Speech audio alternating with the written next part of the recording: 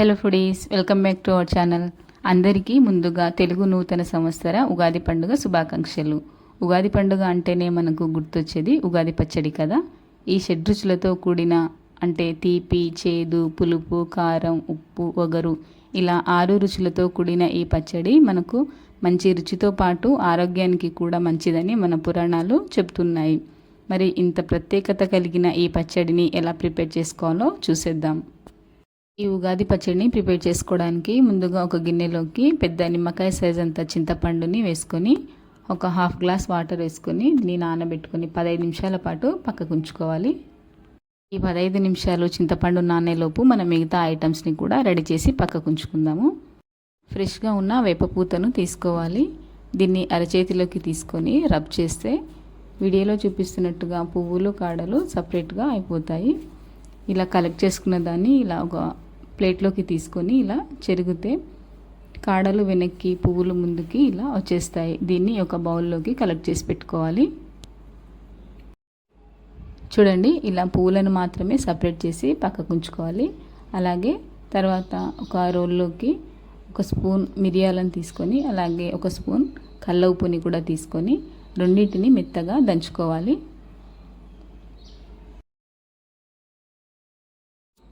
దంచి ఇలా పౌడర్గా చేసుకొని దీన్ని కూడా పక్కకు పెట్టేయండి. ఆ తర్వాత 2 చిన్న సైజులో లేతగా ఉన్న మామిడికాయ పిందెలను తీసుకోవాలి. పిందెలు మాత్రమే మనకు వగరుగా ఉంటాయి కాబట్టి మామిడికాయ కాకుండా పిందెలను తీసుకోవాలి. రెండింటిని ఇలా సన్న ముక్కలుగా తరిగి పక్కకు ఉంచుకోవాలి. అలాగే తీపి కోసం 2 టేబుల్ స్పూన్ల వరకు బెల్లంని కూడా తీసుకొని పక్కకు పెట్టుకోవాలి. ఇందాక ప్రిపేర్ చేసిన వేప పువ్వును ఇలా కావలసిన అన్నింటినీ ప్రిపేర్ చేసుకొని పక్కకు ఉంచుకోవాలి. చూడండి, చింతపండు కూడా బాగా నానిపోయింది కదా. దీన్ని చేతితో ఇలా నలుపుతూ చింతపండు నుంచి పిప్పిని పక్కకు తీసేసుకొని వేరే బౌల్లోకి ఫిల్టర్ చేసుకోవాలి.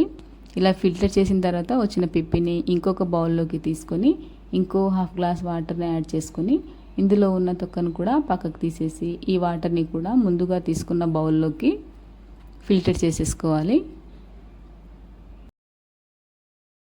చింతపండు రసం మరీ చిక్కగా కాకుండా మరీ పల్చగా లేకుండా మధ్య రకంగా ఉండేటట్టు చూసుకుంటే మనకు టేస్ట్ అనేది బాగుంటుంది. ఈ పులుపు ఉన్న చింతపండు రసంలోకి మిగతా 5 రుచులను కలుపుకోవాలి. ఇందుకోసం తీపిని కలిగిన బెల్లంని అలాగే వగరు కలిగిన మామిడికాయ ముక్కల్ని అలాగే ఉప్పు కారం కలిగిన మిరియాలు ఉప్పు దంచిన పౌడర్ని వేసుకొని చేదు కోసం వేప పువ్వును కూడా యాడ్ చేసుకొని ఒకసారి కలుపుకుంటే